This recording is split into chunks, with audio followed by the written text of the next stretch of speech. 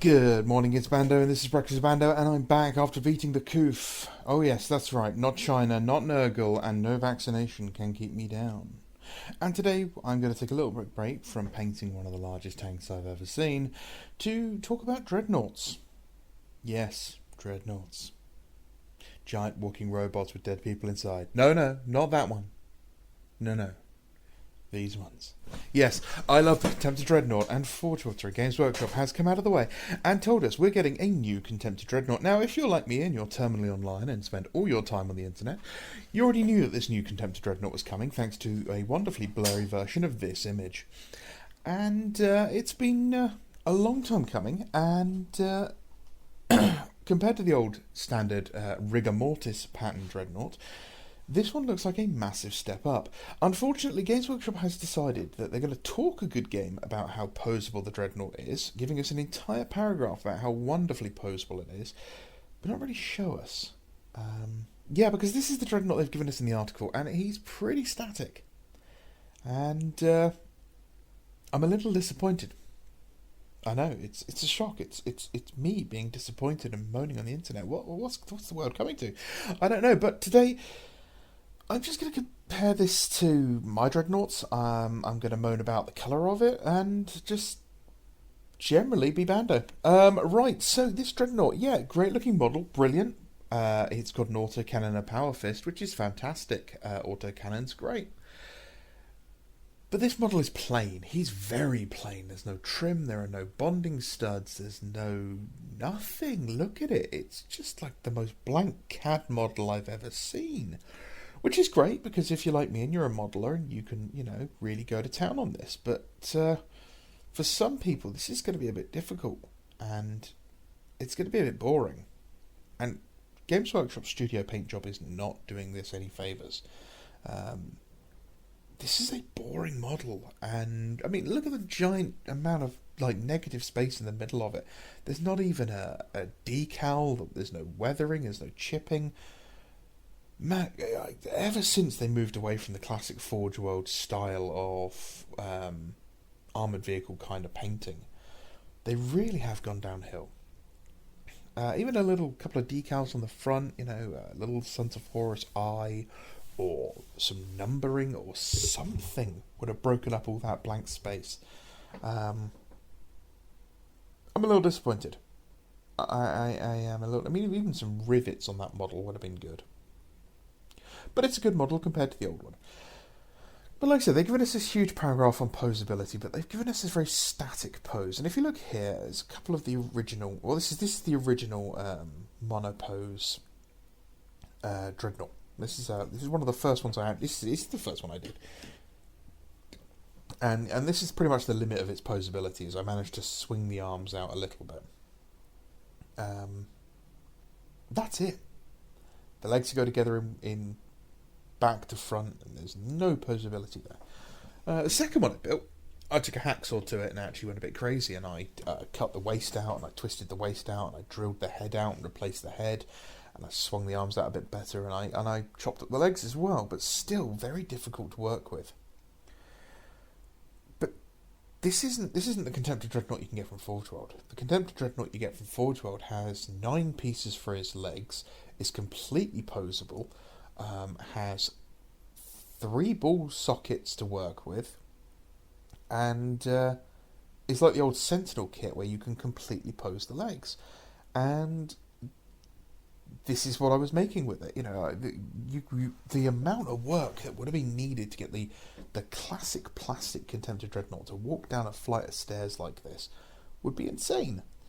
You can also see here on this one the old style missile rack, which looks so much better than that stubby little Havoc launcher on the new one. I think I almost definitely will continue to use this style of rocket pod over the other ones. It just looks a lot better in my opinion. But yeah, there's a lot of posability in the Contemptor Dreadnought.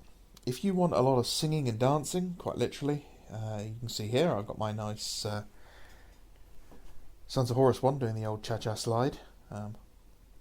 I do get some stick for this guy. He's actually supposed to be sort of flinging a Marine out of the way, but when I posed the Marine who was going to be stuck on the fist. I couldn't quite get it right, so I ditched it. Much like the problem I had with the Leviathan. So I mean, this is using third party legs, but they're built the same way, so you get the same sort of posability. And then this is actually the plastic torso with the head dremelled out and replaced with the one from the Death Guard kit. Death Guard Contemptor, hands down best Contemptor out there. I will accept no questions or any sort of argument on that.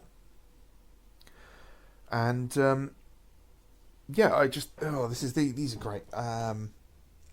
The next one on my Sons of Horus ones is using the Death Guard legs, and you can see here that, again, the posability, tactical rock, okay, this is fine, but when you're making your own tactical rocks, and the models are built in the way you want them, that's no problem.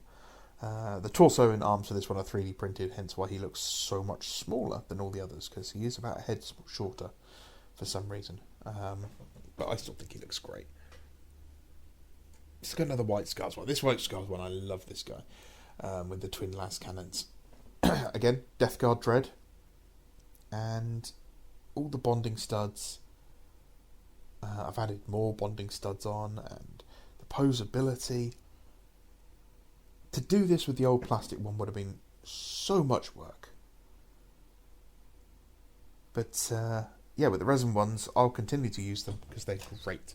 Honestly, apart from the cost, they're the best thing that Forge World has ever done. Plus, they're really easy to magnetise. Pretty much all the resin White Scars ones I've got are magnetised.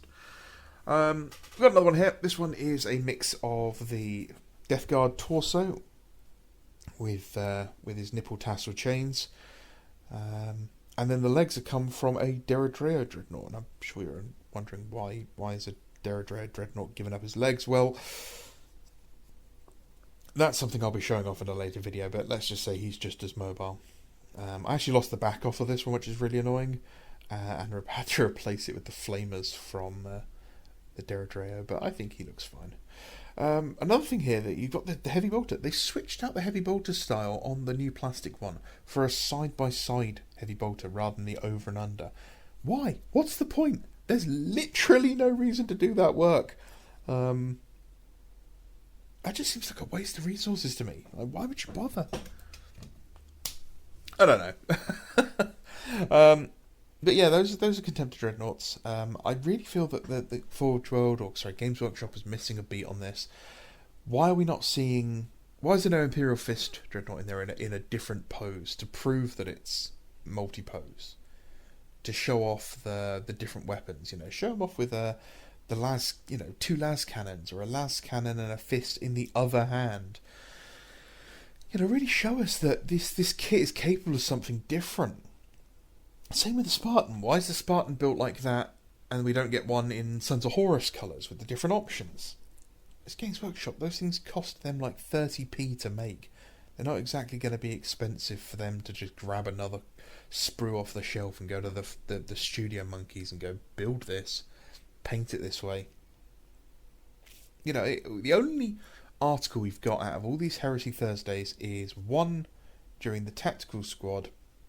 We got, I think, 4 images, and not even full images. They're snippet images of different legions. We've got an Ultramarine, a Death Guard, a Black Marine who is not identified as any legion, but I'm assuming it's First Legion.